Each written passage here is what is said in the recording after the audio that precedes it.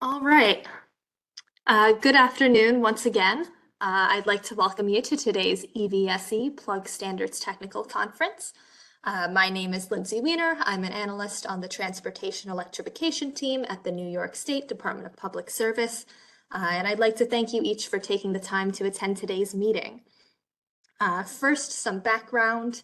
On the next slide, the EV Make Ready program is the New York Public Service Commission's flagship investment in electric vehicle charging infrastructure, unlocking the use of ratepayer funding to support the infrastructure needed to install enough charging stations to meet the state's 2025 EV deployment goals and beyond. This program is housed under our Light Duty Vehicle Infrastructure Proceeding, 18E0138 in the left column on your screen, though we do have a number of other EV-related proceedings, such as ones focused on medium heavy-duty vehicles, beneficial rates, and proactive planning for the grid. And we always encourage you to seek those out if you have an interest in any of those things. And you can always contact us at evse@dps.ny.gov if you need any help getting started with those. But here in this proceeding, in 2023, the department held a midpoint review of the Make Ready program, which resulted in a number of modifications. While the program was under review, many automakers announced their intentions to adopt the North American charging standard, though at the time details were fairly limited. As such, the Commission determined that the lack of codification of NACS and limited use of the standard by automakers at that time merited maintaining NACS's classification as proprietary, which defines the amount of incentive those plugs are eligible for. However, the Commission agreed with comments by the joint utilities that changes to the classification should be considered if there are drastic changes in charger technology. Accordingly, the Commission directed staff to convene this technical conference to consider interoperability and universal accessibility of charger hardware, such as plug type, charger design, charging adapters, and software as it pertains to Make Ready program eligibility. Our intention today at the department is to listen and learn from you all what you're seeing at your own companies and in the market, and hear on the record about what's changed since the midpoint review order and where, in your opinion, things are headed and how that should possibly impact the Ready program. I'll note that in the midpoint review order, the Commission also directed a subsequent program review to be initiated by the end of this year at latest, or earlier based on the number of committed plugs. And it's through that review process that any program modifications may be recommended and or adopted going forward. So today is really an information gathering exercise along with those written comments that were requested through the notice as well. And that will ultimately feed into that review process once it gets kicked off later this year. So with that, we'll move into our agenda for today. You just heard from me at staff. You'll soon hear from Adam Reuter at NYSERDA to give some brief opening remarks before we move into our presentations from Tesla, EVgo, and the California Energy Commission. And then finally, we hope to spend a good chunk of time in our facilitated roundtable discussion today, led by my colleague Zachary Archibald, where we'll go through those questions and hopefully hear a ton from all of you. And just a few housekeeping reminders. Today, you can use either the chat or raise hand functions. For those of you who have been in some of our public meetings in the past, today we're using WebEx webinars, which is a little different from meetings. So when your hand is raised and we call upon you, you'll receive a pop-up notification to unmute yourself today. So following each presentation, there'll be an opportunity to ask, quick clarifying questions of the presenters, but we do ask that you reserve any more detailed comments for that roundtable discussion so that we're sure to get through everything today. And finally, probably our most popular question at any of these events, today's recording and presentation materials will be posted on DMM following the meeting. And with that, I'll hand it over to Adam Reuter from NYSERDA. Thanks, Lindsay, and thank you to the whole DPS team for inviting me to give a few quick remarks. I will keep it brief, but this is a great opportunity. So I'm the Director of Clean Transportation at NYSERDA, as the title slide says.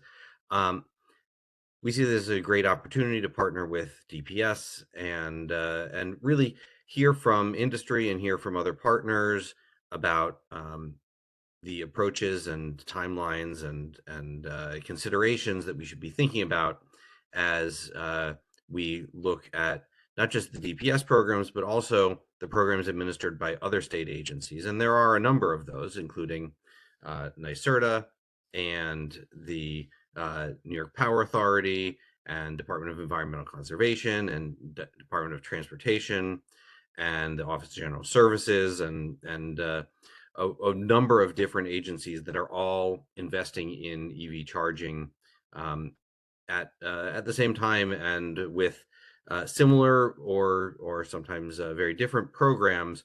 And ideally, this type of technical conference can help inform the decisions that not just pertain to the Make Ready program, but also many of these other New York State programs and state investment opportunities. So we appreciate the opportunity to participate and listen in, and I would say, to the extent that we can, we will certainly be drawing on the information that's provided today and through future submissions to help inform our approach and hopefully other agencies' approaches to the to how we fund J3400 plugs going forward and how we fund them vis-a-vis J1772 and CCS combo plugs as well. With that, I'll turn it back over to Lindsay. Thanks, Adam.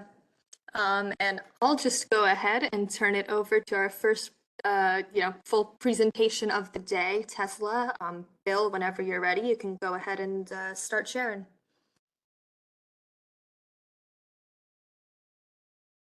Okay, thank you. Let me pull up my presentation here.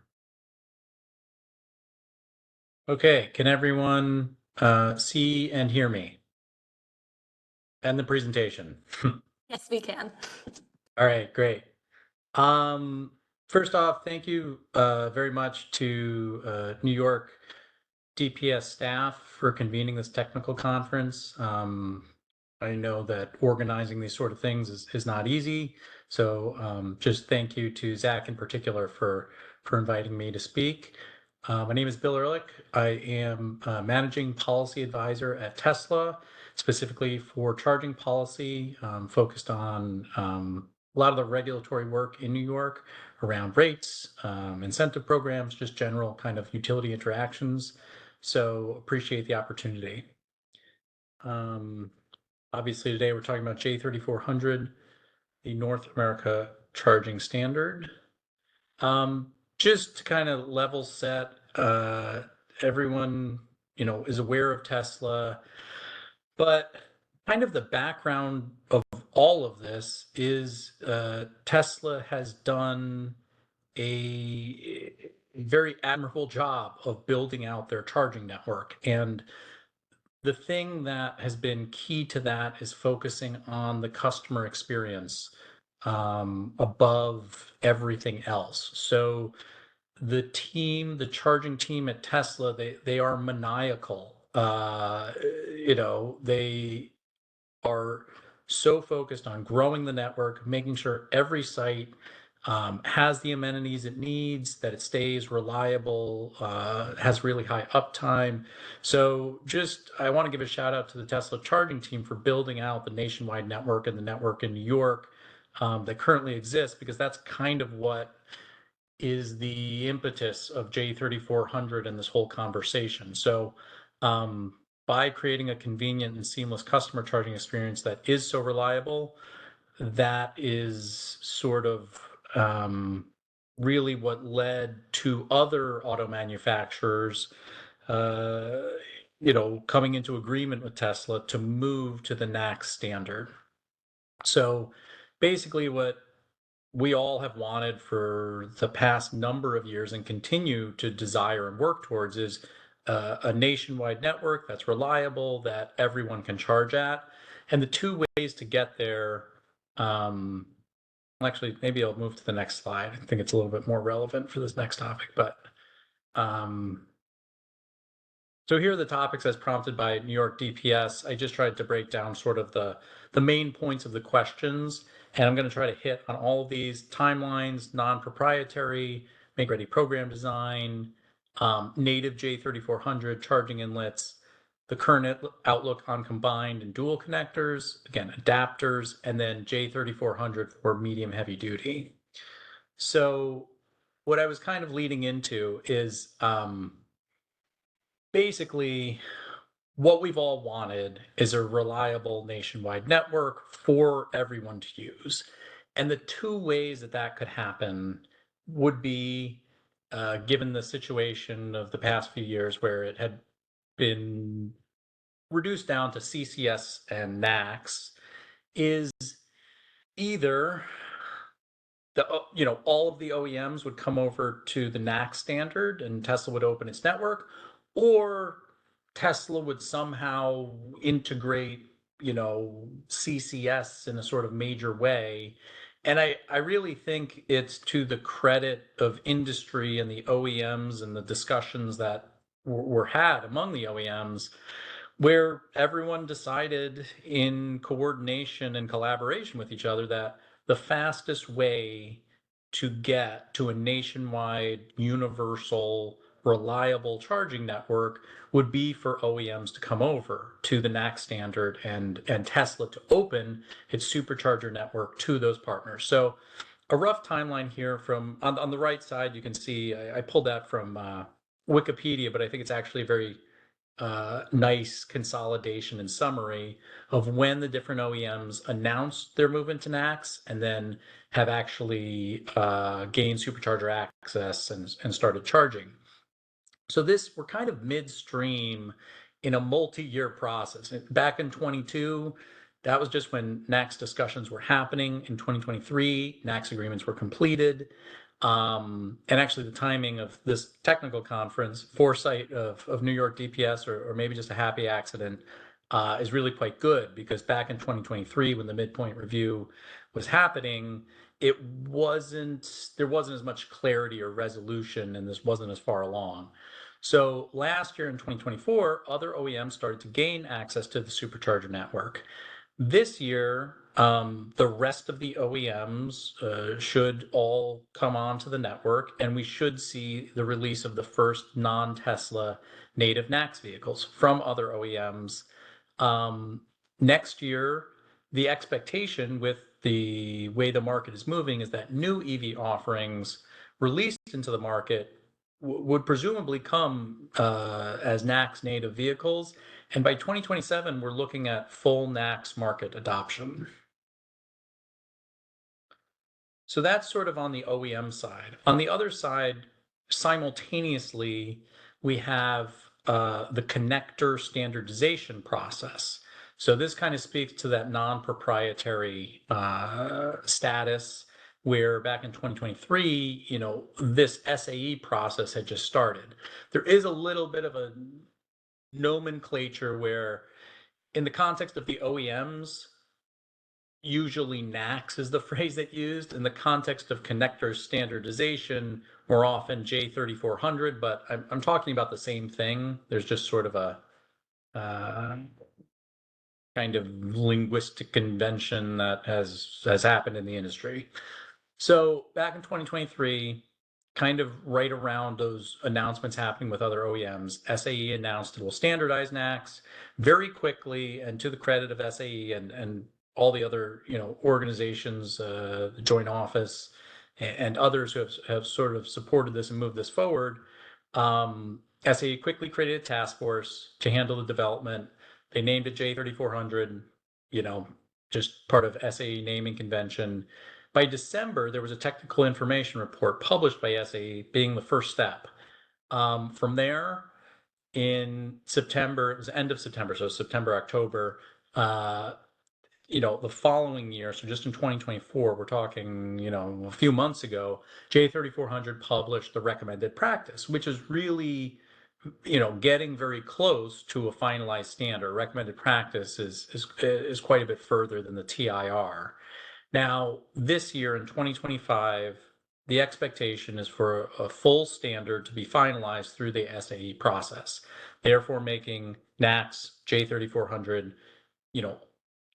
fully official SAE. It kind of takes it out of the fully out of the kind of work in progress into a finalized standard. But we're in practice, we're already mostly there with the recommended practice that was published in October, as well as just sort of the what's happening in the industry. So by 2026, we're looking at full NACS market adoption with a finalized SAE J3400 standard. And I thought this was interesting from a California Energy Commission memo in October 2024 on the same topic. The CEC staff encourages industry entities to prepare for widespread use of J3400 as the default connector for passenger vehicle charging by 2027. So we see other states, seeing the market movement and preparing for this with their charging programs in order for investments to be kind of future-proofed and made use of by the majority of the battery electric vehicle fleet. So here, as far as make-ready program design goes, I went into Atlas Hub EV and I pulled the New York BEV registrations and just took a look at today, based on the OEMs that already have supercharger access and are on the network, what's kind of the breakdown of how many cars are basically already enabled. So in New York today, based on EV registrations, 81% of BEVs in New York are already NACS enabled, which means they already have access to the supercharger network in mass, and the remaining OEMs, which are expected to finish their integration work this year and come onto the network, will bring us to 97% of EVs in New York. So I think this is a really strong data point. I was sort of pleasantly surprised by what a high percentage it already is today. This says to me that it's time to open the Make Ready program and other programs to NACS chargers and NACS connectors as receiving equal treatment to CCS. But I wanted to share this because it's real data, as of today, and it's encouraging. Honestly, the 2.5% other, I'm not sure exactly what that's comprised of, but it's again, 97% by end of year is a good percentage. Okay, so current outlook on combined dual connectors and adapters. Okay, I'm gonna go quickly. I think I had 10 minutes and I'm probably coming up on time here. So OEMs are responsible for distributing their adapters to customers. So, Tesla did, as sort of an interim product and part of the transition, do this Magic Dock integrated adapter. And then beyond that, started manufacturing customer-owned adapters, and then also assisted other OEMs with kind of ramping their own suppliers. But you can see here the Magic Dock is effectively the same exact thing as the customer adapter, only this one's integrated. Basically, the customer-owned adapter is sort of where we're headed. It's much better for customers. They have the adapter. They don't have to worry if it's a Magic Dock station or not. It's better as a charging operator. You don't have to maintain this extra piece of equipment. What if something happens to the Magic Dock? It's another point of failure. So really, the Magic Dock was an interim. The way everything's moving is customer-owned adapters, but the customer experience for using the charger will be the same. It's the same app-based initiation, very simple, and plug and charge is available to NACS partners. So the goal is that other OEMs will basically have the same experience as Tesla customers today. One last thing here, medium heavy duty applications, megawatt charging system. So J3400 is only rated up to 1 megawatt. So it is unlikely that J3400 will be the charging standard, connector standard for medium heavy duty applications. The megawatt charging system is rated up to 3.75 megawatts and is currently undergoing going through the standards process with Charin, but it does appear that there is industry consensus around the megawatt charging system. I have two images here. On the left is an earlier iteration of the megawatt charging system, version 2.4. So, medium heavy duty vehicles that were going out into operation early may have this MCS version 2.4, but the image here on the right is the megawatt charging system version 3.0, and that's the expectation of the final kind of geometry of the standard. The expectation is that we'll be seeing the medium heavy duty industry align around that in the coming years. So with that, here are the conclusions of what I went over. The light duty BEV market is aligned around J3400. 81% of BEVs in New York are already NACS enabled today. NACS native vehicles are expected beginning this year. We have the J3400 recommended practice published in October 2024, just a few months ago. So by the end of this year, we should have full NACS market adoption with a finalized SAE J3400 standard. Other states have already begun making adjustments for incentive programs. So the J3400 connector chargers, given all of this landscape and the market data, at this point are non-proprietary and serve the majority of New York's BEV market. So Tesla's position and sort of the ask, and given the data, is that J3400 connectors receive equal treatment in New York's Make Ready programs as well as other incentive programs. So thank you again for the time, and appreciate all the work from New York DPS and others on this effort. Thank you, Bill. We'll give it just a minute in case anyone has questions. You can use the chat feature in the bottom right of your screen or the raised hand function, either fine. We'll give that maybe 30 seconds. But in the meantime, I would say, Caitlin, if you want to start getting your slides set up, you can go ahead.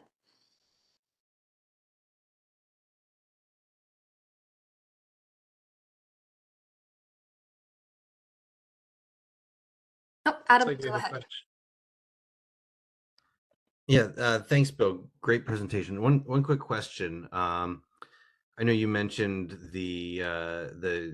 you were looking at the share of BEVs in New York that will have access to or be enabled for NACS. Can you speak a little bit to plug-in hybrids as well, and just kind of what the status is for their J3400 adoption? Obviously, they're not using the supercharger and higher powered charging, but there's also the lower powered, that has been provided by J1772. Yeah, that's a good question. So I would say that you're kind of asking AC charging for like plug-in hybrids. Yeah, AC charging. So, a lot of what I presented, again, I sort of specifically did the BEV market share because that's, who can DC fast charge. So, everything I'm talking about is more geared towards the DC fast charging market.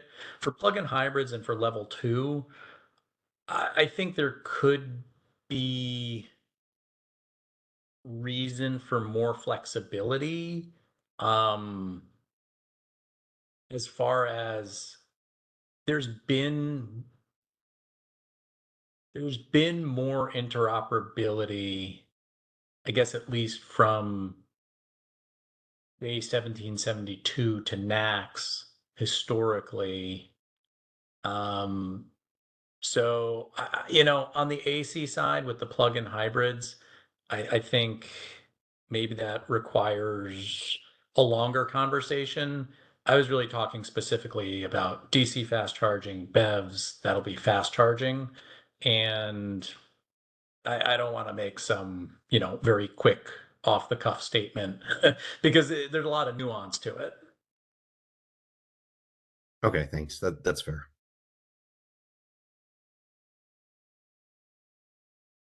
Thank you. I see two more hands raised, so we'll hit those two quick and then head over to EVGo. So I'm gonna call on Brent Taylor first.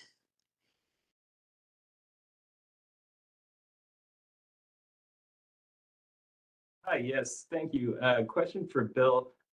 Bill, does Tesla have any plans to integrate the charging network with WEX for fleet use of the charging stations? What's WEX? So WEX is, and sorry not to derail the next conversation, but WEX is basically the universal credit card that pretty much all the fleets use to put liquid fuel into their car. So it's a card that works at every gas station for your utilities, your cable guy, your enterprise rent-a-car, all of those. And we currently use it, we being the city of New York, for our fleet. We're under mandate to fully electrify by 2035, and we have about 6,000 on-road BEVs currently. But we want to supplement our internal charging infrastructure with retail operators. So for the past 2 years, we've been working with WEX and Revel and Gravity, our local EVSE operators, and they're fully integrated on the WEX platform now. And we'd like to add Tesla to that queue as well to be able to use your cards and use your charging stations and have a payment mechanism for them. But it hasn't been successful with our conversations. And I think those have just been going on at the local level. So maybe you have a broader view on that. Is WEX a credit card, like a regular credit card with a credit card number? Yeah, I believe it's tied to MasterCard, but yeah, it's basically a financial services organization that allows us to transact payments without having contracts with the local fuel operators. So without, this is the first time hearing of WEX. I mean, if it's a regular credit card, you could input the WEX credit card number into, the Tesla payment app. So then it would be charging the WEX card for that, that retail charging. But without knowing exactly how that works, I'm not aware of any more sophisticated integration. Okay, I don't want to derail, so I'll reach out to you offline and maybe we can continue the conversation. Okay, that sounds good. Great, thank you. Okay, and then I just see Jeremy from EVGo, and then EVGo is our next presenter. So if you want to ask your question, and then we can move into our next part. Thanks, Lindsay. Yeah, just a quick question for Bill. You mentioned plug and charge as a feature of native NACS with Tesla, and I'm just curious from your perspective, is that a technical limitation, or is that more of a business implementation for plug and charge being tied to a native NACS connection? I would say it's. You're asking is a technical or a business? Right. Yeah, because you just mentioned that it's tied to that, and I'm curious if there's a reason that a customer using an adapter wouldn't have that available to them, or if this is more just a decision from an implementation standpoint. I would need to confirm, but I believe that. Well, I would need to confirm, but I think plug and charge is not being restricted to NACS native vehicles. I think there may be a way to do it through adapters as well ahead of native NACS. I don't think I don't believe it's being withheld in that way that you're suggesting.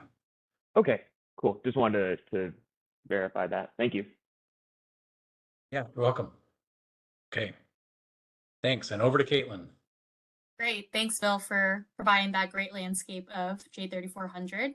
And thanks to Zach and the rest of DPS staff for having EVGo present and all your hard work on this issue. So real quick, I'm Caitlin Lee. I work in EVGo's market development and public policy team, and I also have Jeremy with me, if you want to do a quick intro. Hi, everyone. Yeah, Jeremy Bebo from EVGo. I'm a systems engineer working at our innovation lab. Thank you. Great. So I'm going to give a little bit of background on EVGo and our expertise in regards to this issue before handing it off to JB. So founded in 2010, EVGo is one of the nation's largest public fast charging providers, featuring over 1,000 fast charging locations across 40 states. In New York specifically, EVGo currently owns and operates over 80 stalls, fast charging stalls at more than 30 locations with plans for expansions. EVGo has also always supported charging that works for everyone, and we take pride in being a nationwide network that can charge any all-electric vehicle regardless of make or model. So EVGo plans to add J3400 connectors to our fast charging network to continue to serve Tesla models and the non-Tesla vehicles that will adopt the J3400 port over the coming years. But flexibility should be preserved to allow electric vehicle service providers to roll out connector types in proportion to the evolving market volume of vehicle types in the market, while preserving the ability to serve new and existing CCS vehicles, including those purchased through the secondary market. And at our EVGo Innovation Lab in El Segundo, California, where JB mentioned he works with the rest of the engineering team, they conduct testing and invite automakers to test their vehicles with all our charging equipment to promote and enhance vehicle interoperability, as well as to help ensure safety and reliability of our charging systems. We're also leading work across the industry to ensure the J3400 connector is safe, reliable, and interoperable. So this includes being a voting member of the SAE J3400 committee and of UL. We also participate in the ChargeX consortium and participate in CHARN's testables and the North American Interoperability Task Force. And those are the rest.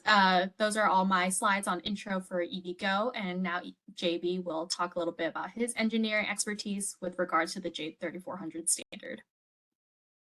Thanks, Caitlin. Yeah, so I just want to give a little bit of an overview of some of the current standards, related standards, differences between them, and some of the challenges we might see moving forward, as well as the benefits. So I want to start off with sort of what Bill touched on is the current status of J3400. So it was released as a recommended practice this past September, which is generally considered to be mature enough for implementation. So everything from this point forward is pretty much considered non-proprietary. It's available to everybody. And although the final standardization is still pending for later this year, it is definitely now a mature enough standard for people to start implementing. There are some other related standards that EVSPs as well as OEMs will need to be aware of. One of these is UL 2251, which is the standard for connectors. And this is something that ensures safety mainly, but also touches on reliability and compatibility requirements. So moving forward, this is something that EVSPs will have to go back and make sure that it's verified to both UL 2251 and compliant with J3400. Some other qualifications that many EVSPs will have include their own internal tests. For example, EVGo has a publicly published set of requirements that go above and beyond what UL, IEC, SAE, and other standards require. And this is something that is not exclusive to EVGo. Many companies go this route to be able to ensure that it's not just going to meet the safety requirements of the connection, but also the reliability demands of our customers. Additionally, as we move towards J3400, interoperability becomes an important topic. The ability for every charger with a NACS cable to work with every vehicle with a NACS inlet. And this is something that will be continuously tested as time goes on. But one potential issue there is a lot of times on either the EVSP side or the OEM side, there are some limitations on testing based on when it's actually implemented with their testing partners. And so as some delays occur on both the vehicle and the charger side, some of these interoperability tests could be delayed. So that's just definitely something to be aware of as we move towards a NACS future for EV charging. I also want to touch on a couple of the main differences, and it's between J3400 and CCS. They're pretty technical in nature, but can definitely impact the way that they're implemented. So one of them is the ability to handle proximity voltages. So for those that don't know, one of the signals on these connectors is to indicate to both sides that the connector is actually plugged in. And because of some new additions with J3400 of different features and warning flags, these voltage ranges have changed. And so it's going to be something that EVSE and EV manufacturers handle going forward, is how do you transition between the two of CCS and J3400, as well as being able to handle both in the case of adapters, because the reality of our future is that we're going to have we're going to have adapters. We're going to have people going back and forth between CCS and NACS quite frequently. And the other major difference is the way that these latching mechanisms work. So if you're familiar with CCS, there's a latch on the top, which is known in the engineering community as the S3 button. And this is an emergency latch. This is something that is not meant for operation. If this is pressed during a charge, it initiates an emergency shutdown. It is very much a safety feature. This is in contrast to NACS, which follows what Tesla has always done, which is that the button on the connector is used as a stop method, which has obviously been baked into the J3400 standard, but it's something that will need to be implemented as people work towards retrofits on existing chargers, as well as changing customer behavior. Those that have used CCS for a number of years will have to get used to this now as a normal stop method and not an emergency shutdown, which is what they may be used to today if they were to try to use that button. And then finally, on the connector side, before I move on to adapters, I just want to touch on what some of these retrofits would look like going from a CCS to a NACS cable.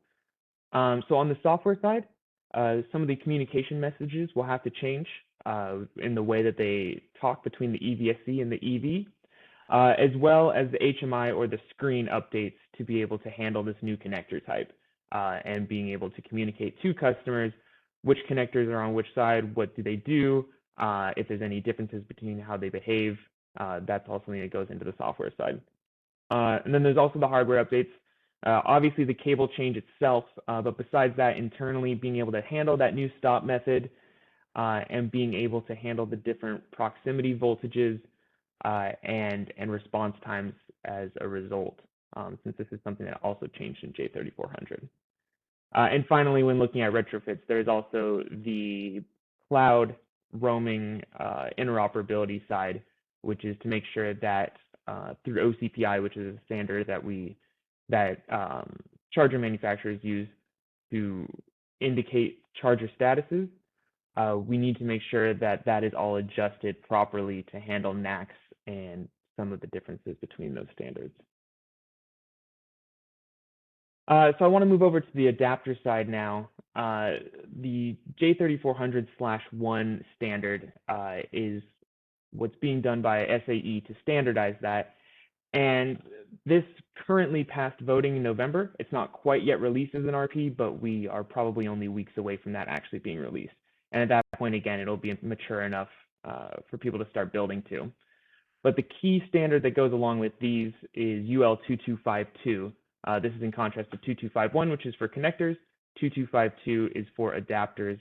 And this is a brand new standard. So 2251 has existed. People can start to certify to that.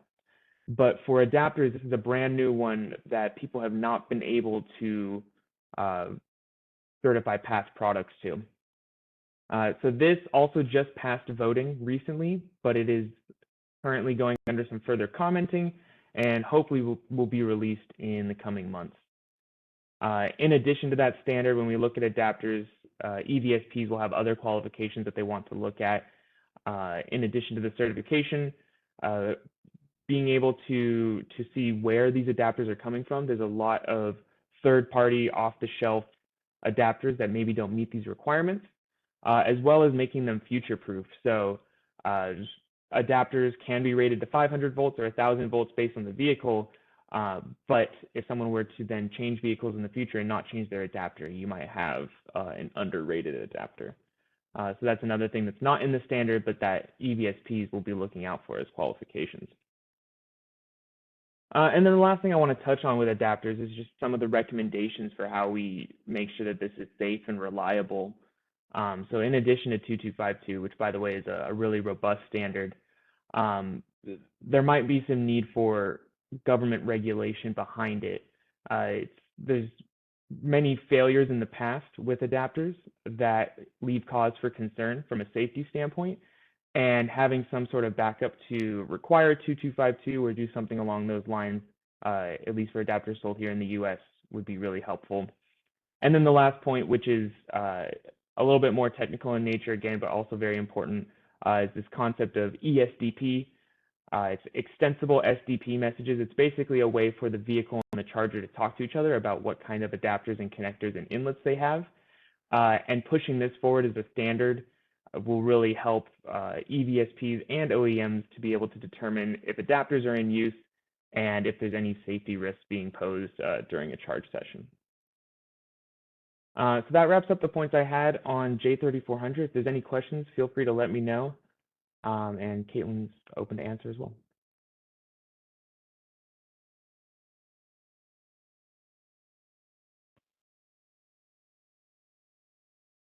Thanks, JB. Yeah, I also wanted to say we put our contact information on the slides up here in case there are any further questions. JB was just speaking verbally, but we will have extensive comments submitted next week if there are more information on some of the technical details we just mentioned.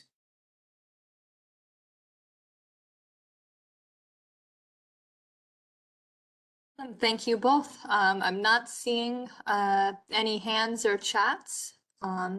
So I think we're good to move. Oh, no, I see Katie Zellner with her hand up. I'll unmute you now.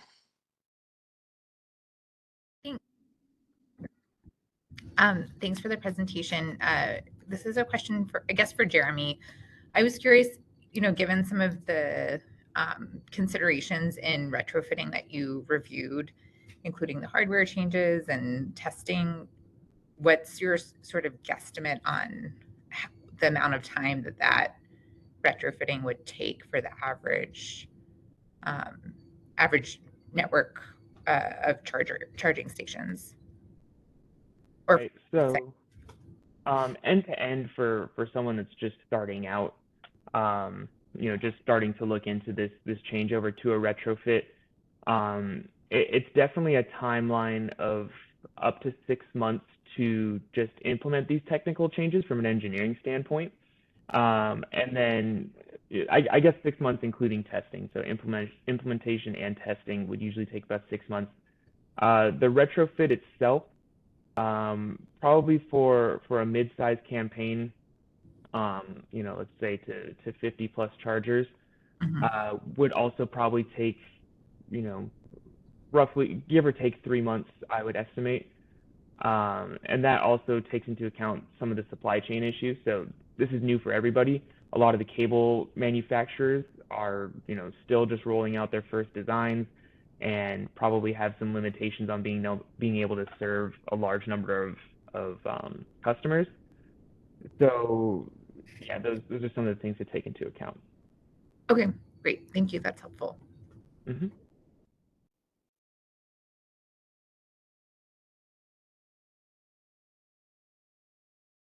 All right. I think we're good to move into our third presentation of the day. I believe Zach is sharing your slides, Vincent. So when those are up and going, you're good to get started. All right. Thank you. Thank you, Lindsay. Good afternoon, everyone. Good morning for some, and I guess it's not too late to wish everybody a happy and a great 2025. I'd like to start by thanking the New York DPS for inviting the CEC to speak at this webinar. My name is Vincent Weil. I'm a VGI principal in the Fuels and Transportation Division at the California Energy Commission. So the Commission is California's primary energy policy and planning agency, and also the agency leading the state's efforts for the EV charging infrastructure. So in this presentation, I will cover our efforts in the to improve the driver experience and how they relate to the J3400 transition. Thanks for moving to the next slide. But first, looking back at 2024, the state comes off a very busy year in transportation electrification. So it reached some important milestones. So as of the end of the third quarter last year, we exceeded 2 and 2.1 million zero-emission vehicles in the state. No more than 1 in 4 new cars sold is ZEV, principally a BEV. 1 of 6 medium and heavy duty. And also at the end of the second quarter, the state saw more than 152,000 public and shared private charging ports. I added a link to the right, which shows a website where we keep track of these numbers and EV adoption and the buildup of the EV charging infrastructure. It's actually the most visited webpage for the CEC. The EV numbers are updated on a quarterly basis using numbers from the DMV. The charging infrastructure numbers are updated every 6 months, and we're using data that we collect through reports made to the CEC and other sources. In addition, in December, the Commission announced that it approved 1.4 billion funding for the Clean Transportation Program, which has been extended to 2035. Next slide, please. So beyond funding, which is great, the CEC also realizes that the real key to increasing EV adoption in the state is to improve the driver experience. So we are committed and we deploy every resource we have available to the CEC to advance the driver experience. And that includes regulatory authority, that includes funding, and that also includes participation, engagement with industry to support efforts on interoperability, single connector, plug and charge. In fact, this is a key driver of our action. I mean, we have a lot of work streams on different topics, different bills, different topics, but we're trying to bring them all under the driver experience umbrella. And we regularly have staff meetings to keep track on progress and making sure that we all remain aligned with the ultimate goal of better driver experience. So again, here I'm providing a URL to a webpage which is dedicated to improving the EV driver experience. This webpage contains shortcuts, links, and access to the different work streams. As you can see, there's quite a few of them beyond the scope of this presentation, but the J3400 transition and the one connector is one of the topics. Next slide, please.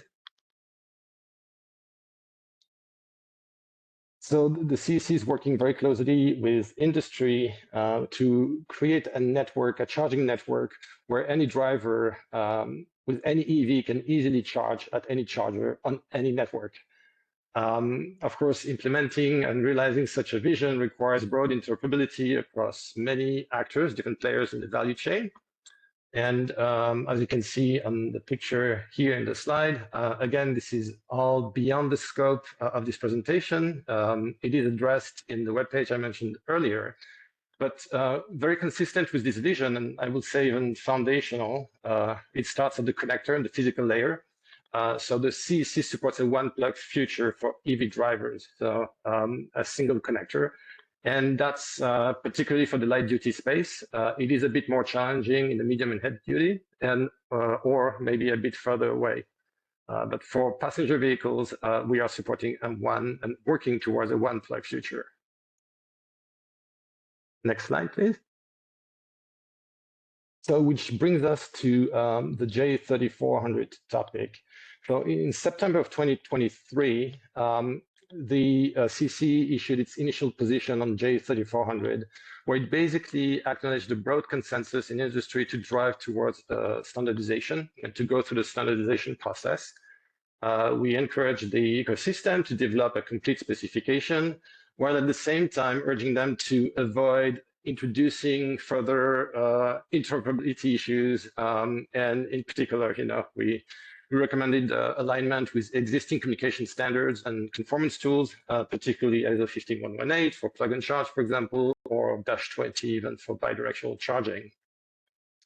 So, and then last year, in I think September 30th, the recommended practice was published by the SAE, and the very next day we updated our statement on J3400, saying first that from the CEC's perspective, the RP constitutes a substantially complete specification, which means that we gave the green light to now support J34 connectors in some of our ongoing programs. So I mentioned a few examples here. REACH is a program for electrification of multi-unit dwellings. FAST is fast charging, so public fast charging. And Redwood, it's a program that covers multiple segments and essentially any EV infrastructure that's capable to respond to grid signals. So in all of these programs, chargers with J34 connectors are allowed, but note that some of them still require a minimum number of J1772 ports. As was pointed out, I believe by Bill earlier, in the same statement, we also mentioned that the Commission considers funding exclusively J3400 connectors or chargers with J3400 connectors for passenger car chargers starting as early as mid-2027. Of course, that's depending on market evolution. We will continue to monitor adoption of J3400 natively both on the EV and the EVSE side.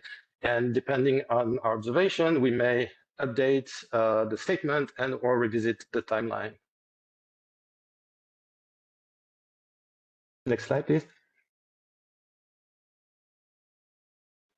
And then on J3400 adapters, so the CEC in general is not supportive of adapters as they may pose a safety risk, a reliability risk, and or may add some costs, especially on the charger side. So while it's also not the optimum driver experience, that being said, we recognize during the transition that they will be used and sometimes necessary. So which is why that currently we don't have either a mandate or we prevent or any language preventing the use of adapters. We are, however, and I think Jeremy touched on that earlier, monitoring the development and the evolution of the J3400/1 workgroup and standard on adapters, as well as the UL 2252 standard. And we may require, once these are adopted, that adapters used by EVSE manufacturers are provided with charging stations either accessible to the public or publicly funded to be UL certified for safety purposes. Next slide, please. So I think this concludes my presentation for today. I'm happy to take a few questions, and I also left my email address. Happy to connect later to touch base on any of the topics I presented. Thank you. Thank you very much.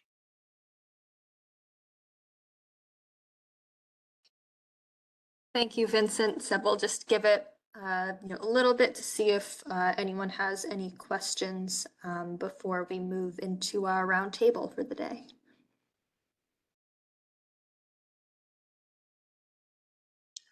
It looks like we have one question from Bill, so if you want to jump in, Bill. Vincent, thank you for the presentation. I'm glad that I got the since I quoted the CEC, I'm glad that I got that right.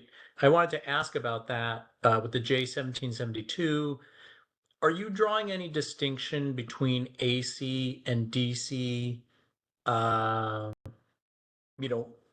Charging programs? Are you seeing DC?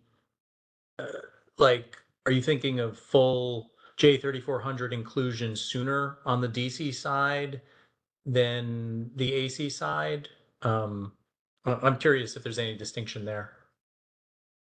So yes, in general, there's a lot of distinctions between AC and DC, and some programs may only be for DC charging infrastructure, like FAST, which I mentioned earlier. Others may be hybrid, others may just be for AC charging. And then, so that's one distinction. So sometimes, we have to adjust positions and requirements based on the nature of, the funding opportunity or solicitation. And then the other one is also use cases, right? And again, I think we're in agreement with your earlier presentation for passenger Vehicle charging, I think the standard is ripe, and we do allow and support use of J3400 chargers for solicitation that may electrify medium and heavy duty. I think the situation is a bit more complex. With less drive to move, particularly on medium duty, to move from CCS to J3400, and also the coexistence with MCS, potentially J3068. So we are bullish on transition to J3400 for passenger vehicles. We think the goal of having a single connector is at hand. There's more work on the medium and heavy duty. So I hope this answers your question. That's helpful. Thank you.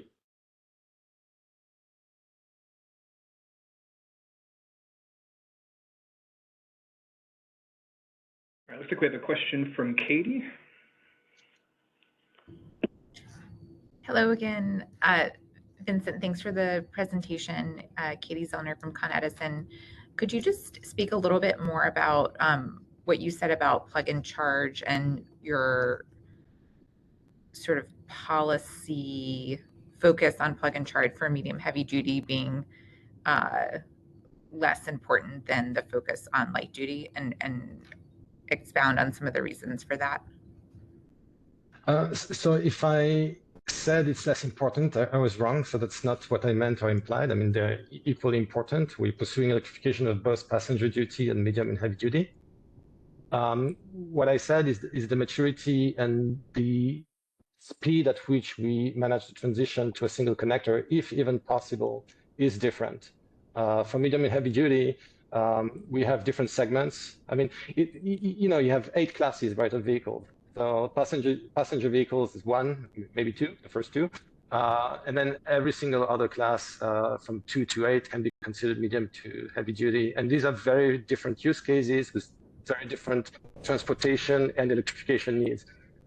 So we are not pushing or moving the industry. Sorry to interrupt. I was asking about the plug and charge standard specifically.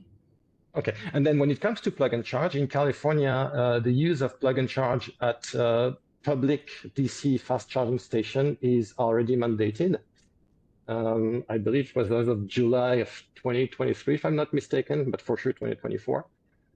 So this is required regardless of which connector is being used. Okay, thank you.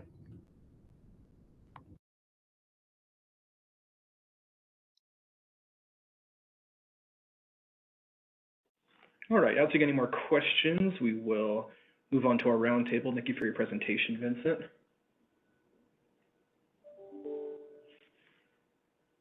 Let's see. All right, so my name is Zach Archibald from DPS staff, and I will be managing today's roundtable. We sent out some questions with our agenda published yesterday that we will be reviewing today. As a reminder, if you would like to answer the question we're on, use the raise hand function and you will receive a pop-up to unmute. And while speaking, make sure you state your organization. So we have that for our internal reference as we look through and monitor these questions. Our first questions today will focus on market outlook. So we've heard our presenters today discuss the SAE standardization process, and I've heard an overview of the standardization timelines. We've also heard news that we're expecting the first non-Tesla EVs this year with native NACS inlets to be deployed. So with this information in mind, what is the anticipated timeline for this standardization and readiness? And considering we've heard a lot about DC fast charging, but if there's any nuances or information to know about the L2 market and the market readiness that we can expect there, that would also be of interest.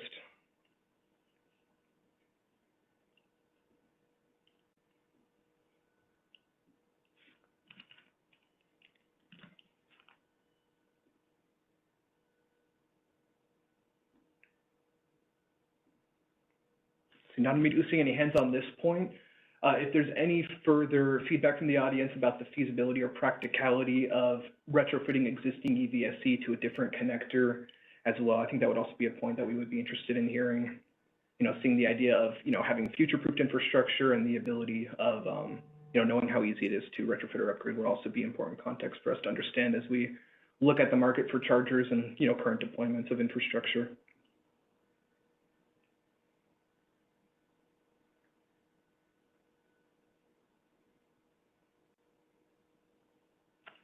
All right, I'm seeing Justin. You have permission to unmute.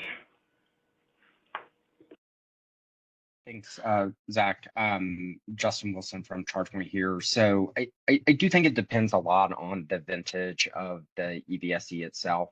So, you know, we have not necessarily just ChargePoint, but EVSE providers across the country have, you know, some EVSEs that have been in the field for 10 years, right? And they are still operating their workhorses. They're still performing at a good rate. And so I think you're going to see a variety of that. I think the majority of EVSEs developed in the last few years, so new models introduced in the last few years, are going to be able to be retrofitted relatively easily, as you know, some sort of standardization has been contemplated. But I think some of those older models of EVSEs are going to have a little bit more challenging time doing retrofits based on part availability, product design, and those sorts of things. So I think it's probably a fairly deep question, and depends on kind of what the goals of any sort of program around transition would be trying to achieve. And in some cases, right, you get into an older unit, depending on part availability costs and things like that, really your options may be better placed in replacing versus retrofitting in some instances. That's super helpful. Thank you, Justin.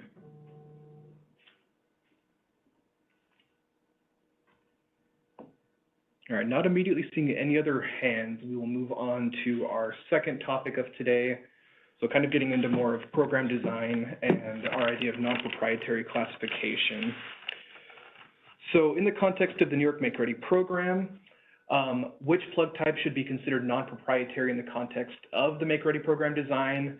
And I would kind of bundle in our question 2A in here as well. Do you consider J3400 to be non-proprietary with the information we've heard today, the current standardization timelines, you know, current vehicle deployments, all that context?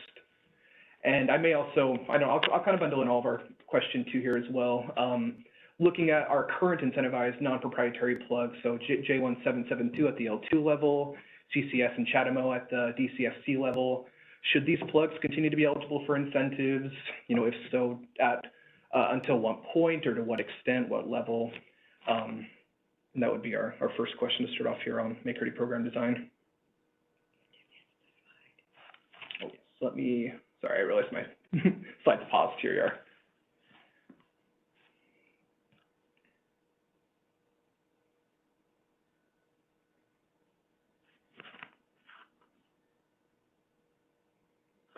So yeah, I see Bill, you're welcome to come off mute. I believe you have permissions here. I'm not going to chime in on all the questions when I feel like if I'm just like repeating myself from the presentation, but I guess just here to clarify, we do feel, based on the data in New York and the current landscape of the market, that J3400 should be deemed non-proprietary and considered as such for incentive programs going forward. So just wanted to, clarify, not going to chime in on every question to reiterate what I already said, but this felt important to clarify. Thanks. Yeah, thank you, Bill. Let's see, I see, oh, yeah, there we go. Amber, you're welcome to come off mute.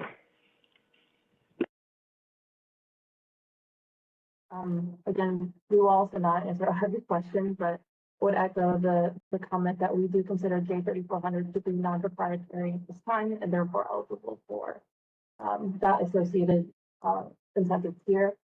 In terms of the question of J7072 and CCS, we do believe that they should continue to be eligible for the non-proprietary incentive tier since they are non-proprietary. We do recognize that there are thousands of EVs on the road at this time that do utilize those connectors. However, maybe over time, it may be necessary to adjust the incentive as OEMs increasingly release EVs with native J34. Thank you. Thank you, Amber. And what was your organization, real quick? Oh, General Motors. Got it. Thank you.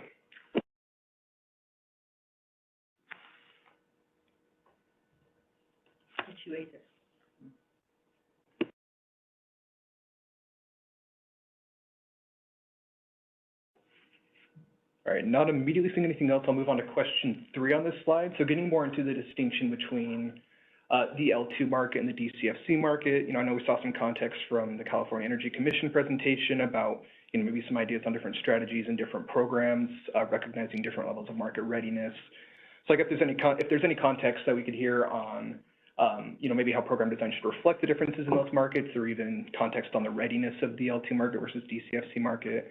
We did hear a lot about DCFC today, so if there is context on L2, that would also be of interest for us.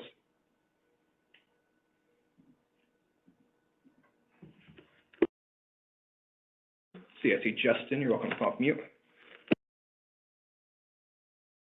Yeah, so I'm going to kind of link question 2B and 3A here together. So I think that we do certainly see some differences between the markets, and even when you go a little bit more into kind of what we might consider business verticals within those markets. And so, if you're a public charging station that is looking to serve light duty vehicles or who are traveling along a highway, your needs and expectations and, how you want to manage that is very different than, a light or a medium duty fleet that has a defined set of vehicles that they are going to charge every single day. And so I think that there's quite a bit of nuance there, both between the kind of the classification of chargers as well as the business verticals that are deploying the chargers. And with that said, I think that makes the answer to 2B there. Yeah, we need for the time being to make sure that all non-proprietary plugs are continue to be eligible for incentives at this point. It may be appropriate to ask respondents to in programs to talk about any sort of strategies that they may employ for standards that change over time or something to that effect. But I think at this point in time, we're still early in the transition, and it makes sense to allow the individual operators to choose what is going to be best for them, and best for them at the right price. And then Justin, real quick, what was your organization as well?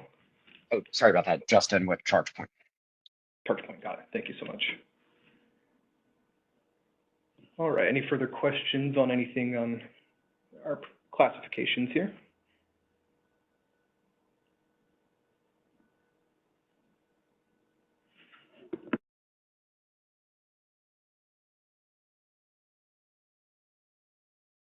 All right, not immediately seeing anything. We'll move on to our third topic. I know we have a lot of automakers in attendance today, so maybe we can get some discussion here. So what is the currently estimated timeline for the adoption of native J3400 inlets native NACS inlets? We heard Tesla's terminology there. I know that's always kind of tripped us up with the distinctions there. So native NACS inlets on future EV models. And are there any challenges that may impact the currently announced automaker timelines? And then we had one question come up internally as well related to the automaker timelines that I can add as well if there's interest in answering this question. Do automakers anticipate providing adapters for their native NACS inlet vehicles with an adapter to go to a J1772 charger or a CCS charger inversely, as Tesla has done, for example?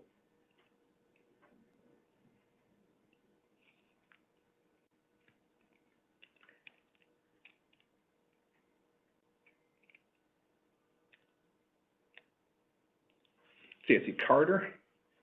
There you go. You may come off mute now. Company. I'll jump in on the native charging ports part. So Ford has publicly announced that our next gen of vehicles is planned to have native NACS ports. So that's, in the couple year time frame. And I think Bill kind of outlined it of the 26, 27 time frame. Most all automakers are committing to some sort of native NACS on BEV vehicles. So just kind of confirming that public stance. Got it. Thank you, Carter.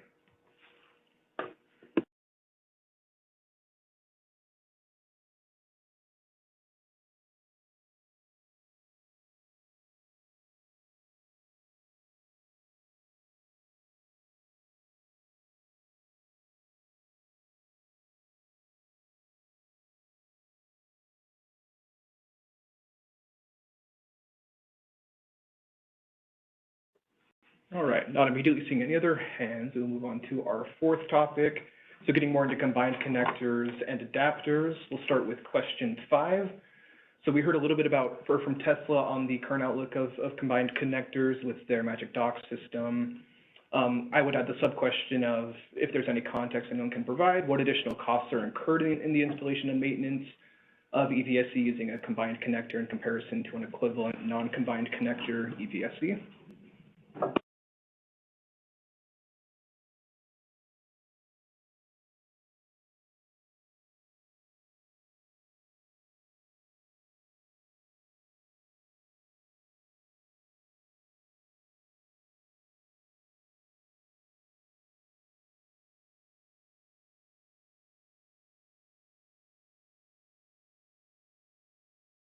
All right, not hearing anything there, we will move on to adapters in that case. So we've heard, a fair amount of discussion about adapters in our presentations today. Does anyone in the audience have anything to add to this discussion on the role of adapters in the transition to J3400? And, if there's any context on safety certification, market availability, any of the standardization process, those would all be helpful for us to hear.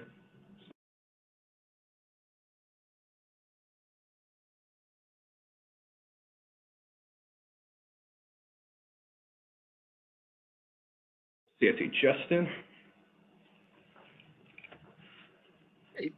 Yeah, so Justin Wilson with ChargePoint. I guess on question 6A, I just wanted to echo the comments of EVGOs related to adapters. No, I don't think you need to repeat those, but I think it is an inevitability that there's going to be a lot of adapters that are going to be in use for a long time across the networks. And so I think I don't have an update on the timing beyond what was said earlier, but I think that the safety piece of it is an important piece that all the EVSE networks are looking at, and we may need some help from other areas of government to ensure that safety, that the products in the market are meeting certain safety standards. That's something outside the purview of a lot of the traditional agencies that EVSE manufacturers and networks have operated in. And so it's a new space, but one that I think with this transition is inevitably set to grow pretty quickly. I might be on the spot a little bit, Justin, if I could. Have charging operators, been in partnership or worked with automakers? I know we've had kind of an enhanced or fast timeline to the adoption and standardization of NACS. What has been the strategy from that charging provider standpoint to, ensure the network is open to the widest amount of vehicles, to, provide that safe charging experience? I know I forget the exact status of that UL safety certification. I know Tesla has been working in some cases with automakers with the supercharger network. What is ChargePoint's, I guess, current status or paradigm on that? Yeah, certainly. So we've been,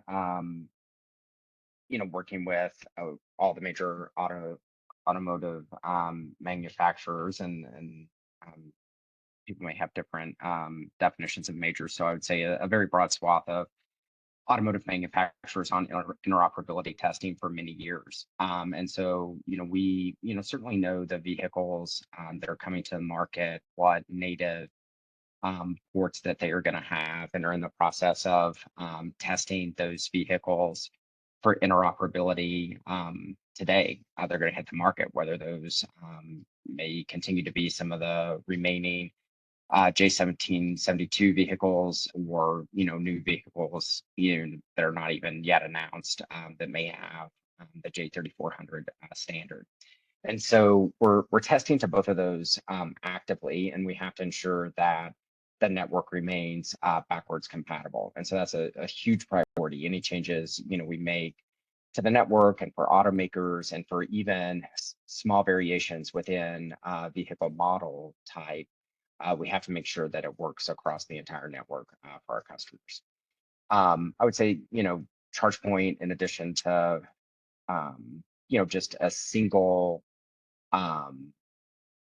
connector design, has what we call ChargePoint OmniPort. And so that is a product that has, with the single charging cable, the ability to use a native CCS connector, or through the use of an integrated adapter plug into a J3400 inlet as well. And so we're testing that interoperability as well. So, there's really a Venn diagram of the, CCS J3400 interoperability that's happening right alongside NACS, and then the interoperability testing via integrated adapters as well. And then from time to time, we do use, high quality adapters to test the native between the native connectors. And so that testing is happening. We just don't have control over what every person may purchase. And so I think this is where, a kudos to all of the automotive OEMs who have been providing adapters at low cost or free to their customers. That is a great thing that the industry has done. And we have a lot of, confidence in the quality of those adapters. In instance where customers, may choose to go a cheaper route or buy something off of, an internet website. I think that we're concerned those getting into the market and not performing as expected under under a variety of conditions. That's really helpful. Thank you, Justin. And then on that note, this can be anyone, not just, I don't have to put you on the spot again here if you don't want. But I guess for anyone with perspective on J3400, I think it's unique in my mind, given how we're going from, our CCS and J1772, where we have two distinct ports, two distinct adapters to use it. J3400, in contrast, we can AC and DC charge using the exact same connector here. Is there, I guess, will all adapters be capable of AC and DC charging? Is there any concerns? I guess, is that one of the concerns of these aftermarket or not up to safety certification adapters that they won't be able to charge? What is the current status with adapters in general for anyone with a perspective on that?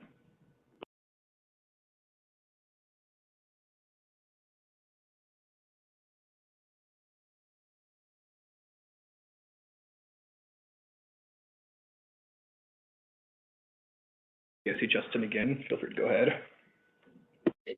Yeah, and others may have more technical information than I do, but I'm not shy in raising the hand. So today, my understanding is the vast majority of adapters are single use based on either AC or DC charging type. Now, I could be wrong about that, and I would be happy to be wrong, but that's been my experience, at least based on the adapters that I have available to me personally. That's helpful. Thank you, Justin. And I don't know if, Bill, if you would know, or if representatives from Ford or GM, people that are using the supercharger network, is that the case with these adapters that have been made in partnership for the supercharger network? Are they just capable for fast charger networks and would not be capable on an L2 charger using a J3400 port? Zach, this is Bill from Tesla. Yeah, yes, that's right. The adapters specifically for DC fast charging from CCS to NACS. There is, on the level 2 side, Tesla has a product called the Universal Wall Connector, which is a level 2 AC charger that has an integrated adapter built into it. So that would be specifically, again, for AC charging. So I'm kind of echoing what Justin said. 2 different adapters, one specifically for DC fast charging, the other for that level 2 AC charging. Got it. Okay. So am I correct in the assumption that if you currently have an at-home EV and you were to upgrade, using J1772 and were to upgrade to a newer vehicle model using NACS, you would need an adapter at home for L2 charging to continue using that charger versus a DC fast charger for a fast charger network. Minus like certain systems like that one you mentioned for home charging that Tesla has. So this is a someone who had a J1772 vehicle and then purchases a native NACS vehicle, but still has a J1772 charger in their Correct. home? Yeah, charging at level 1 or level 2. Yeah. At home they would need to have, I guess, a distinct adapter for L2 or AC charging versus adapter for DC charging. Yes, and actually the J1772 to NACS adapter is very widespread and available, and Teslas, I believe, still come with that adapter, the J1772 to NACS, and you can purchase it on Tesla's website. Maybe from others as well. I'm not sure if those have been vetted. Again, there is some wariness from adapters, that someone might buy online from an unknown source. But the J1772 to NACS adapter is widely available. So if someone had a J1772 vehicle and a J1772 AC charger in their home, they upgrade to a NACS native vehicle, it would not be a problem for them to purchase an adapter and charge that NACS native vehicle on their existing J1772 level 2 charger. Okay, got it. Let's see, and I see Caitlin, you can come off mute as well with your hand up. I just wanted to follow up on what Justin said in regards to being capable of both AC or DC charging. I believe there are products that exist on the market, probably from online retailers, but there was a report done by NREL, and that kind of shows that that product cannot be made safely, so it would never receive AUL 2252 certification. So any adapters should not be capable of both functions at the same time. Okay, interesting. Yeah, that's good to know. Let's see, and I see, is that Pete? Hand up.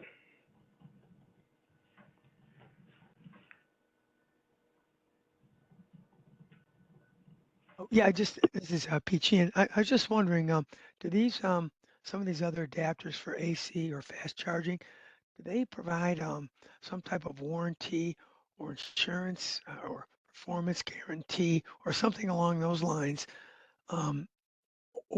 So that if something goes wrong with the charging session, that that the buyer is made whole, or is that kind of covered in the UL certification that these things have to get? And that's kind of a question too. I assume these adapters have to get that, but in other words, when you use these adapters, these off-the-shelf adapters or whatever you want to refer to them as, do they have to is it kind of like buyer beware when you purchase them? I mean, this is of course an electrical system, and things can go wrong. I'm just curious about the the warranty on these devices.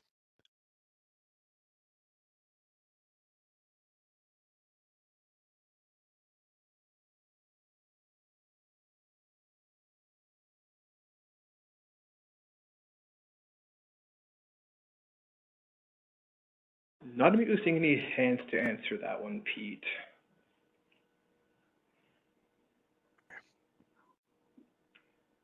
This is Bill from Tesla. I mean, I guess without going into any specifics, if you are a Ford customer and you receive an adapter from Ford and you charge at a supercharger with that, Tesla and Ford have sort of suggested that's the thing to do. I guess I don't mean to call out any OEM other than Tesla, but obviously if someone's using an adapter, it's, it includes another OEM. So, there's sort of an implicit suggestion that this is the method by which to charge your vehicle. If someone goes outside of that sort of ecosystem and goes and buys an adapter from some other source and then uses it on the Tesla charging network, or really any charging network, EVgo or ChargePoint, you're introducing sort of uncertainty as to what, if any, warranties exist. So without being a liability lawyer or having exact warranty language, there's an implicit recommendation by the OEMs issuing these specific adapters and communicating with customers as to their intended use. Got it. Thanks. Thanks, Bill. Thanks. Good question. See, to hurry and echo a question. So going back to an automaker question, echoing a sentiment from Adam towards the beginning, I believe in a question he brought up. Do any of the automakers have insights on hybrids, and if there's any timeline on including a native J3400, or I guess a NACS inlet in upcoming hybrid models? I know we've mainly heard battery EVs are, what our early projections are and what we will likely be seeing in the next few years. But what might we expect for hybrids, and how might that impact what we need in the L2 market?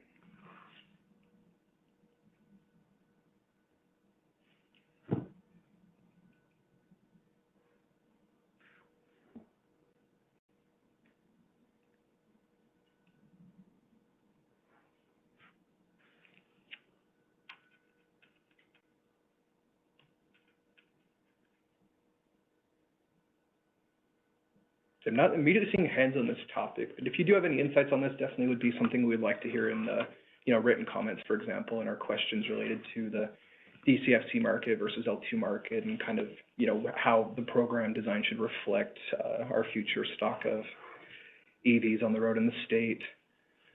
See, so our final topic we have prepared today is related to medium and heavy duty vehicles. We'd briefly heard an update from Tesla about Charin's work on standardizing the megawatt charging standard. In general, is there any insight anyone has on the call related to the expectations on the use of, we list here J3400 for medium and heavy duty charging. The Public Service Commission has recently initiated in the state a proceeding to look into medium and heavy duty vehicles. So if there's any insights we can get on medium and heavy duty charging at large. Our second question being how the current outlook on the space looks as a whole. I don't know if there's any insight we can get from anyone on the call related to MHD.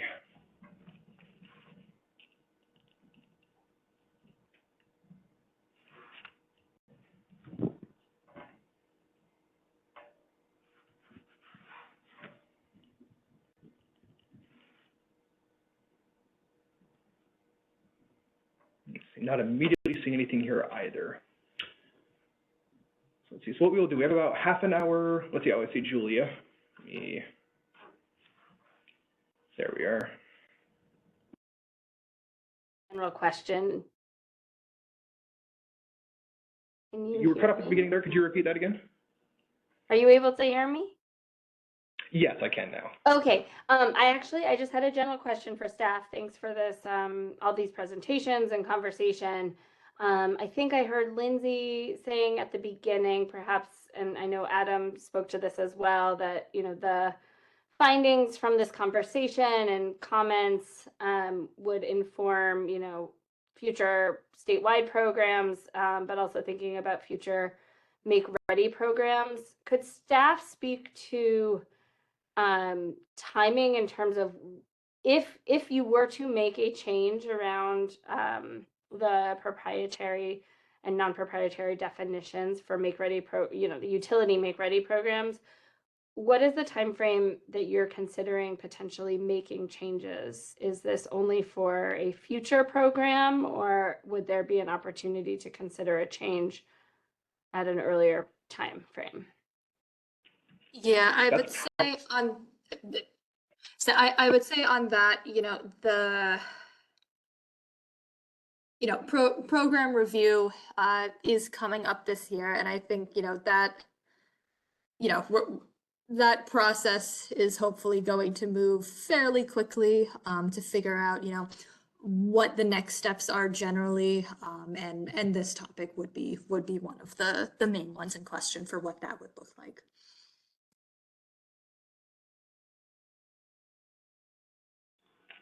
Yeah, I'd echo what Lindsay said there. The Make Ready program review is the main thing we could mention, I guess, for the current iteration of, where this would be looked at.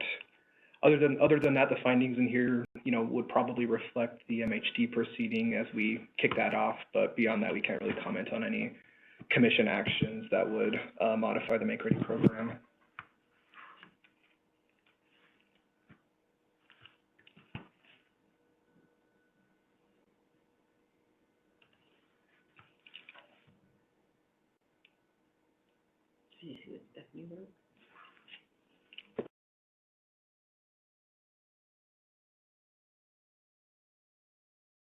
And our legal counsel has also added that, let's see, someone wants to file a petition requesting the commission consider the issue. It could be addressed sooner as well. And you're welcome to come off mute if you would like to add to that, Stephanie.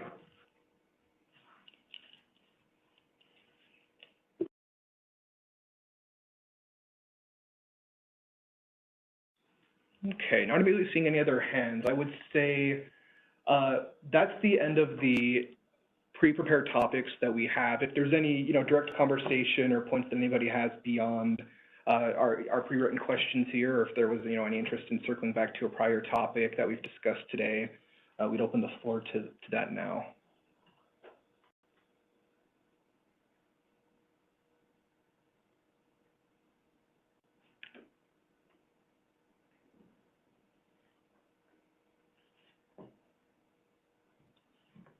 All right.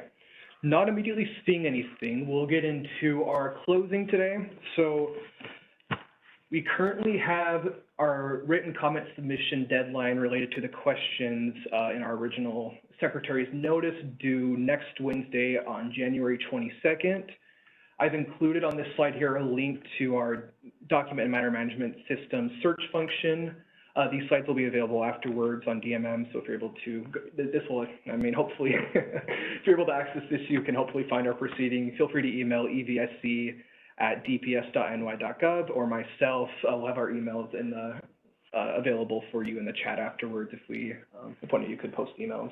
If you have any questions accessing this information, but those written comments will be appreciated and will be a helpful contribution to our dialogue here on the subject. There's our brief instructions here on what's needed and what's available to do so. That'll bring us to our next steps. So we've discussed a little bit today our upcoming Make Ready program review. That was directed in the midpoint review order to begin either later this year or after a certain threshold of plug targets are met. So you can expect, watch the case filing, the 18-E-0138 for updates on the Make Ready program review. And then I'll briefly turn it over to my colleague, Nicole Solis, to discuss any updates on the medium and heavy duty proceeding, if you have anything. Hi, sure, thanks, Zach. So we don't have too much in the way of updates on the medium and heavy duty proceeding unless those of you who are on the call are perhaps unaware that now the proceeding was initially also a large focus was also proactive planning, but that has since been split into its own proceeding. And currently, staff is, with NYSERDA, is conducting a thorough MHD ZEV market analysis and looking into, it's a 4-phase project, examining an overview of the current MHD ZEV market, modeling different adoption charging scenarios, and we will soon be moving on to developing a cost-benefit analysis and ratepayer impact analysis on with a lot of the contractors on that project. So it's currently underway, and yeah, nothing other than that specifically on the MHD proceeding. Great, thank you, Nicole. See, and then with that, I think that'll wrap. Oh, I see one hand up. Let's see, Jamie, you're welcome to come off mute. Related to the timeline question. My name's Jamie Tauskas. I'm a consultant to Electrify America. I do appreciate this forum. It's been very interesting. The question I have is, and maybe you can or cannot answer it, but it's about process. And do you expect that maybe all the information that you're collecting here will end up in a staff white paper that we might see in the Make Ready program review, and that's how then this will be rolled into the process? I'm just kind of trying to wrap my head around what to expect. Thank you. That's a good question. Maybe Stephanie or Lindsay, you might have insights on that. I think at least from the white paper standpoint, the program review will be considering kind of like the midpoint review did, how the Make Ready program is operated. I know we'll be having a set of future technical conferences during that period. So this information will be on hand, and these comments will be on the record to address in that Make Ready the Make Ready program review proceeding here. Beyond that, I don't know. Do you, Nicole? Did you, Yes, do you know I think it's fine to say, I think, what's happening here, any future technical conferences, that will most likely be tied up into a white paper that would then go out for SAPA official comment period ahead of any potential commission order. Thank you, Lindsay. All right, any other final questions today as we wrap up here?